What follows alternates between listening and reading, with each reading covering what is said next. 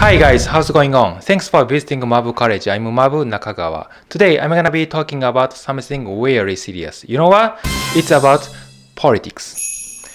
I'm gonna have to be a little picky with every single word I speak because if I say something wrong, I might get claimed by YouTube guideline again. So please note, today's content is not intended for anti-social purpose, okay? In this video, I'm gonna talk about Russia and Ukraine conflict. The reason I'm making this video is because, I'm so intrigued by international politics and I want to know more of how things are going on with Japan and its related overseas nations. And among with that, I want to study what's behind the Russian government and what's Putin's trick, why Russia has to take intense actions such as border invasions and striking at the military facility as key infrastructures, including power plant, bridges, and dams supplying fresh water to residents in a major city in Ukraine. I'm living in one of the most peaceful countries like Japan. I'm so ignorant that I don't know anything about international affairs in Europe, which being now on fire. When I watch TV every day, I'm just terrified as I get updated with the current situation of Ukraine. Russia has unleashed attacks on Kiev after months of massing troops near its border. As long as I read the article on Japanese news, it looks more casualties are mounting. Under this critical situation, it's guilty that I don't know anything, right? So today, we go over the historical background of why this is happening, what generated this conflict in the first place, why Ukraine and Russia has to be in a big trouble, and what other nations like US are more likely to do with this issue. I'll explain to you guys my best effort and knowledge because all things considered, I think it's important to know the world history which is related to conflict between Ukraine and Russia. If you have any comment on that, please give me your feedback or I'll take into consideration, okay? Today's topic is kind of sensitive for me and you in a world. I don't want to make you feel unpleasant with my word, but I wish you guys enjoyed my videos as the third party, alright? Let's get started with Mabu College.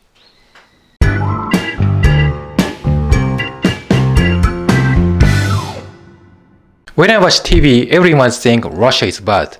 We want a peace. We don't have to. We don't have to have a conflict or a war. We know it. I guess, of course, Russian government wants a stable peace too.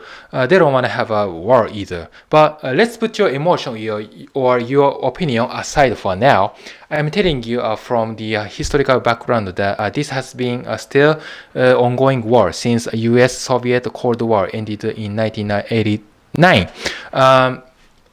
For those who don't know anything about Russia and Ukraine, let me just give you a quick guide as to have a better understanding of these big two big nations. Okay, so for Russia, let me just outline what country Russia is. Russia is the biggest country in the world, as you guys know. Russia has a super solid political relationship with Japan because of the northern territories above Hokkaido. That's called Hoppo-ryodo in Japanese. But things are happening this time is not from eastern part of Russia, but eastern Europe. They broke out a war a couple of weeks ago, right? Yeah, armed conflict has already been ongoing in its border. So both these countries are in a super urgent circumstance right now.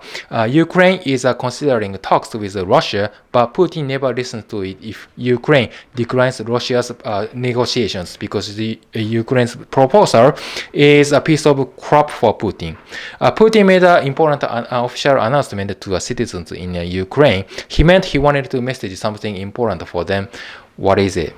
We want to know that, don't we? But the people in Ukraine do not listen to him. The capital city, Kiev, was so panicked in the chaos that all the people evacuated at the moment.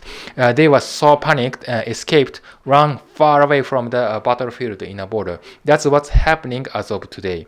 I'm recording this video as of March 6th, but later on, the situation might be worse. I mean, for sure, worse. Then, what is Russia actually asking Ukraine for? What does Putin want? What makes Putin so mad? Yes, that's right. NATO.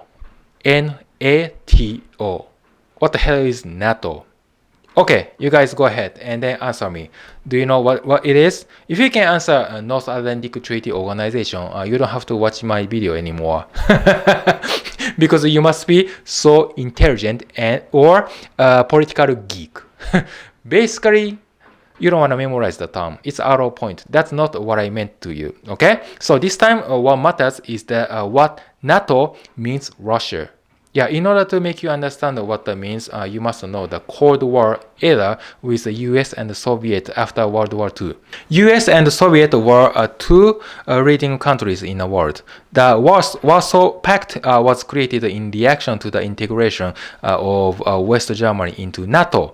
It was dominated by Soviet Union and they organized allies with other small East European countries. That's how the Warsaw Pact was established as a balance of the power, or like a counterweight to NATO, in other words. So on the contrary, NATO was also a military alliance founded by Europe and the US. They aimed to promote democratic values and enabled their members to cooperate on defense and security to prevent a conflict in the long run.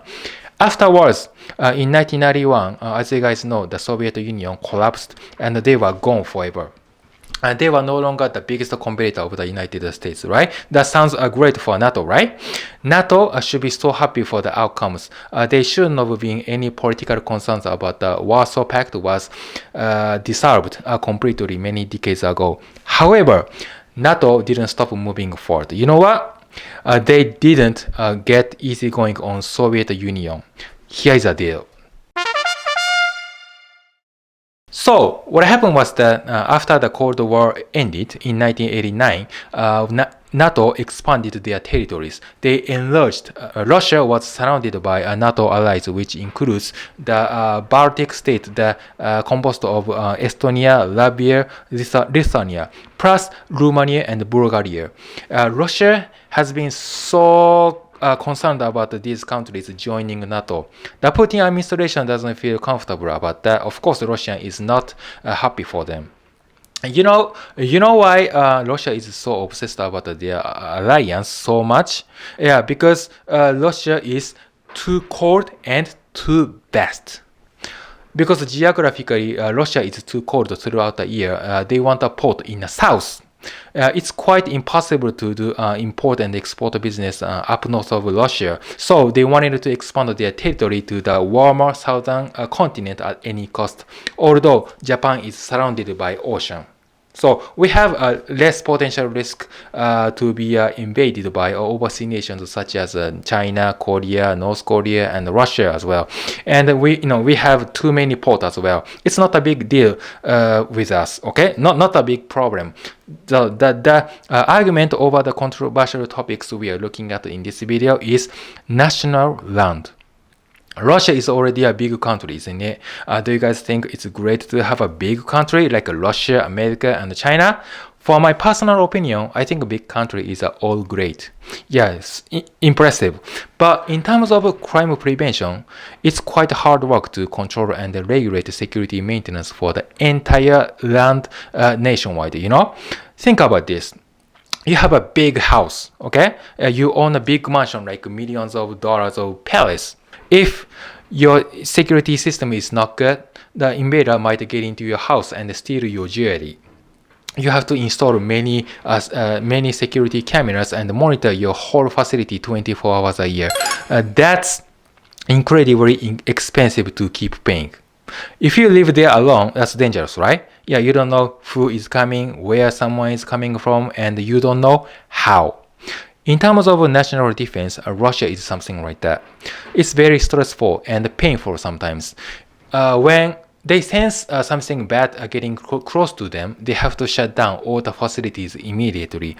From their historical background, they have a history that they got attacked by German troops during the World War II, and they lost millions of soldiers afterwards. So Russia has a kind of trauma that they don't want to lose them all again. The takeaway from this incident was that they reinforced its border between Russia and other neighboring countries. How can they reinforce and protect their home country? Russia was craving for a buffer zone.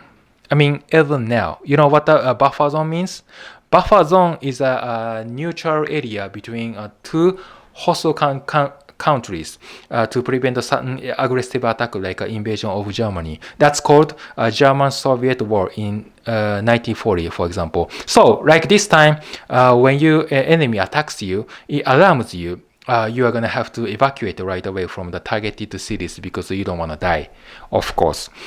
Also, it saves your lives from the armed troops as well. That's good things about the buffer zone. Russia has an alliance with Ukraine, but NATO is now trying to take them away from Russia. That's why Russia gets so pissed off. I mean, they got so mad. I hope my understanding is accurate, okay? So please correct me if I'm wrong. So Putin sucked his finger and looking there going, oh, come on, don't go away, come back. The TV station where criticized for Putin is gone. Russia can never ever lose Ukraine at any cost. Whatever happens, no way.